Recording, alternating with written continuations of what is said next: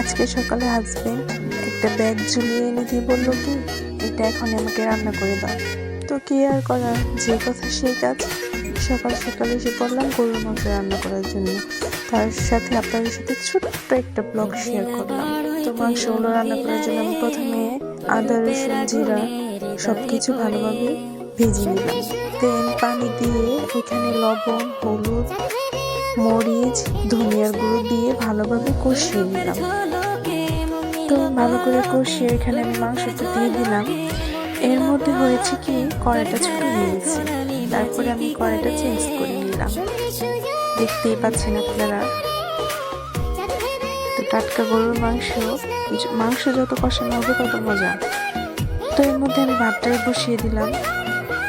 আমার রুমের পাশে এত সুন্দর একটা দৃশ্য, তাই আপনাদের সাথে শেয়ার করলাম। এর মধ্যে মাংসটা দেখলাম, তো সবাই ভাববেন যে আমি এলাচ দারচিনি কেন দিইনি, ওটা আমি গুঁড়ো দিলাম। দিয়ে তারপরে ঝুল দিয়ে আমি নিলাম।